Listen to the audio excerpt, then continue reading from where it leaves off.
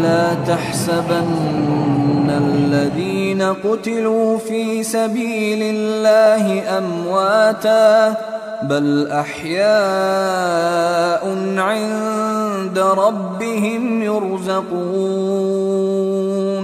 فرحين بما آتاهم الله من فضله ويستبشرون بالذين لم يلحقوا بهم من خلفهم ألا خوف عليهم ولا هم يحزنون. Allah'ın yolunda şehit bolğanlarını ölük dep guman qılmagın. Belki ular tirik bulup Allah'ın dergahideki rızıqdan bahriman qılınıdı. Yani cennetning nimetlerinden atigan akşamda mengülük rızıqlandırılıp duruludu. Ular Allah'ın özleriga bergen fazildan xursandır. Özlerining arkasından texi yetip gelmegen, yani şehit bolmay tirik qalgan qarindoshlarga oxiratda na qo'rqinch, dunyodan ayrilganligiga na qayg'u yo'q ekanligi bilan xush xabar berishni tilaydi. Ular Allah tarafidan berilgan ne'mat va fazilni, mu'minlarning ajrini Allohning bekor qilib etmaydiganligi bilan xush xabar berishni tilaydi. Şehitler ölmez, ölmez, şehitler ölmez, ölmez. Mana biz bugün 1997 yılı 5 fevral güzel vatanimizning G'uljida yuz bergan G'ulji qatliamini xotirlab, ana shu namoyishga qo'llarida la ilaha illalloh Muhammadur Rasululloh degan tavhid bayrog'ini ko'tarib, qo'llarida to'mirning sunuqi bo'lmasimi, özlerining va oillarining oqibatining qandoq bo'lganligini bilib tursimu, qilchilik ikkilanmasdan zolimga to'xta degan ashu qaysirona iymonliq ruhini o'g'inish uchun bu yerda to'planib o'tiribmiz.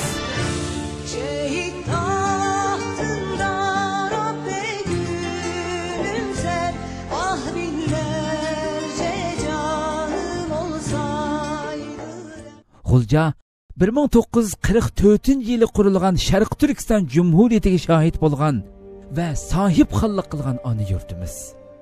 Biz bugun ana shu go'zal makonni issiq qonlari bilan bo'ygan qahramon shahidlarimizni eslaymiz va hurmat bildiramiz.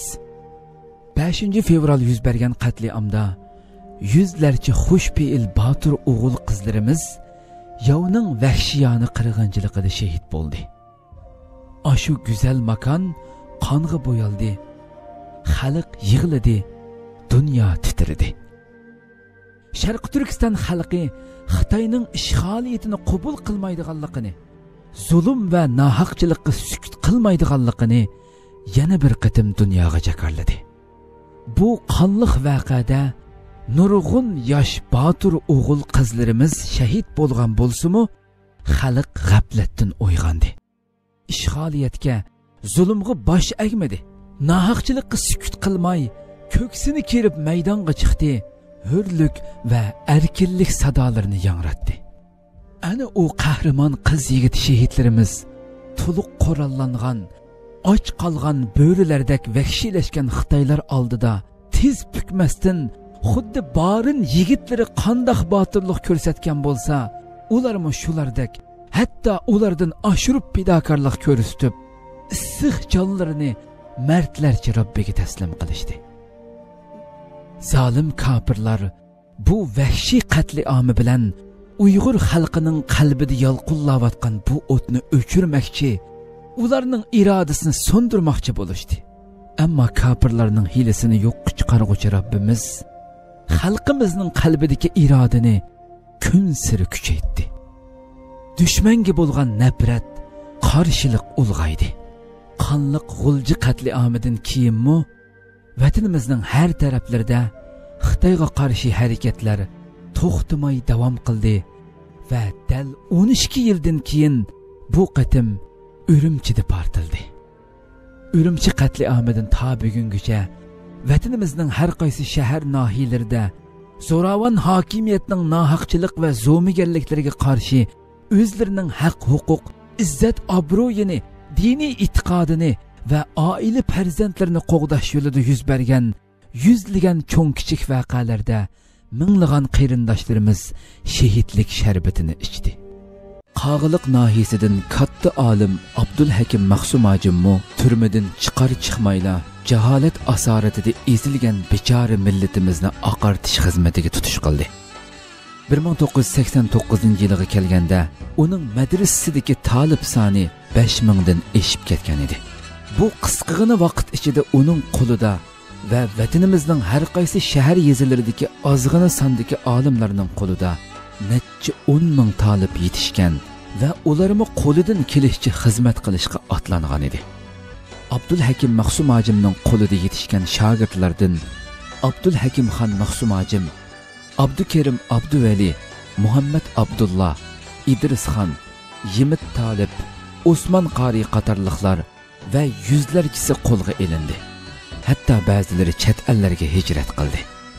Hijrat qilganlardan biri marhum shahid ustoz Abdulhakim xon Mahsumajim edi. U o'zining bir millat o'zini isloh qilmag'icha haqiqiy nijotlikka erisha olmaydi. Shuning uchun dushman qo'lida o'ldirilmay qolgan bu jonni Alloh yo'lidagi islohot va oqartishga, bu yo'lda yashab, bu yo'lda o'lishga vaqf qildim degan so'zi bilan hayotining har bir daqiqasini bu yo'lga atab, oldiga chiqqan har xil zo'r qiyinchiliklarni, fitna fasod va tuhmatlarni oqilonalik bilan hal qilib, chet ellardagi Sharq Turkiston da'vogarlari orasida o'lgu bo'lib, bu yo'lda shahid bo'lganga qadar diniy va milliy ma'arifni jonlantirish, ijtimoiy va siyosiy xizmatlarni ching tutish, qarindoshlik, birlik va barobarlikni qo'lga keltirish va hamma birlikda mustaqillik da'voyimizga hassa qo'shish uchun yugurdi. Nurg'un organ va muassasalarning qurilishiga yo'l soldi. Xalqni bir Allohga ibodat qilishga, jaholatga, nodonlikqa, ishg'ol va zulmga qarshi turishga boshlamchilik qilgan ustozlarimizdan yana biri ustoz Abdukerim Abduvali edi.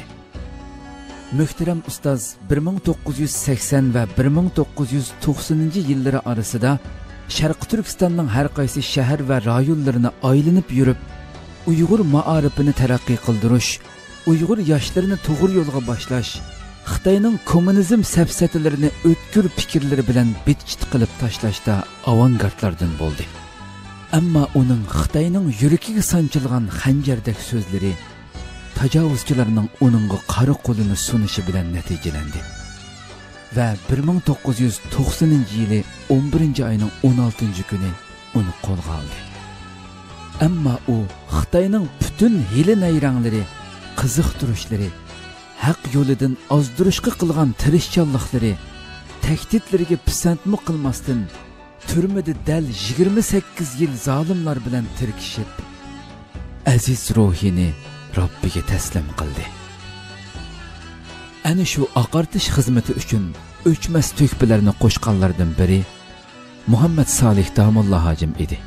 U o'zining o'tkir qalami bilan muqaddas kitobimiz Qur'oni Karim, Muhammad alayhissalomning tarjima holi, Sahih Buxoriy javharlari, taqvodorlar sayligohi qatorliq asarlarni hamma tushunalaydigan jonliq til bilan tarjima qilib, kommunizm ideyasi bilan zaharlangan kurming yoshlarimiz va ziyolilarimizning to'g'ri yo'l tepishiga, bechora xalqimizning dastur asarlari bilan ozuqlanishiga yetakchi bo'lgan edi.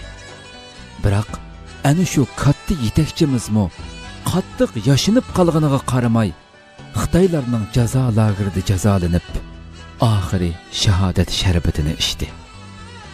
Uzun yillar turmaga qamalgandan keyin qo'yib berilgan ustozlardan yana biri Ablatxon Mahsumajim edi. Garchi u yetim cho'ng bo'lgan bo'lsa-mu, tirishib o'qib, katta olim bo'lgan edi. Vatanimiz ishg'ol qilingandan keyin hayotining ko'p qismini turmada har xil qiyin qistoq va ig'ir amgaklarda o'tkazganiga qaramay, barliqini oqartish xizmatiga xalqini islom dini bilan yetaklashga otib etgan edi. Shunga u qancha qitimlab turmada yotgan bo'lsa-mu, davosidan qilchi voz kechmasdan o'qitish ishlari bilan shug'ullandi. Har vaqt payg'ambar alayhissalomning haqiqiy varislaridan bo'lishga tirishdi. Bu yo'lda harmay talmay xizmat qildi. Biroq bu katta olimmi qattiq yashinib qolganiga qaramay, jazo lagerida shahidlik maqomiga erishdi. Ana shu qisqa davom qilgan kengchilik vaqtdan foydalanib, ishni ma'arifdan, maktab echishdan boshlagan katta ustozlardan yana biri Abdulhamid Damollojim edi. U oldi bilan o'zining ta'sirlik vaz nasihatlari orqali Qashqar xalqining ko'nglini utishga tirishdi. Tavhid aqidasini jaronglik holda tabliq qilib, yillardan beri xalq ichida yamrab ketgan bid'atchilik, tabriqchilik va xurofotlarga izchil qarshi turib islohot elib bordi. Ondan keng musulmonlarning qo'llashiga erishib, ularni ma'arif bilan taraqqiy qildirish maqsadida maktab ochdi. Uzunga bormay, yoshlarimizni Qur'on va sunnat yo'liga yetaklash, ularga halol mehnat qilishni o'rgatish hamda ularni kasb o'rganishga tashabbus qilish jihatlarida ko'rinarli natijalarni qo'lga keltirdi. U necha qitim tutqun qilib qo'yib berilgan bo'lsa-mu, oqartish xizmatidan voz kechmaganligi uchun takror qo'lga elinib, oxiri turmada shahid bo'ldi. Shundaq ularning badallaridan oqqan har bir tomchi qon orqadagilarga qo'rqinch emas, balki jasorat qoldirib ketdi. G'ulji qatli-ami, Urumchi qirg'inchiligiga o'xshashla dunyoga Uyg'ur xalqining texi mavjud ekanligini, Xitoyning ishg'oliyatini hech qachon qabul qilmaydiganligini, hur mustaqil davlat qurish irodasining teximi uyishayotganligini, dunyodagi mustaqil davlatlar qatoridan o'rin olishdan iborat milliy irodasi uchun hamma narsadan, hatto aziz jinidan voz kechalaydigan ruhning mavjudligini dunyoga ko'rsatdi. Zalim kafirlarga bosh egmay qilgan g'azotlarimiz muborak bo'lsin. Haq da'vo yo'lida issiq qinini to'kib, aziz jonlarini fido qilib shahid bo'lgan qahramon o'g'il qizlarimizning yotgan yeri jannat bo'lsin. Ularning qinidan qizargan hurlik shafaq mangulik sabrimizning xabarchisi bo'lsin.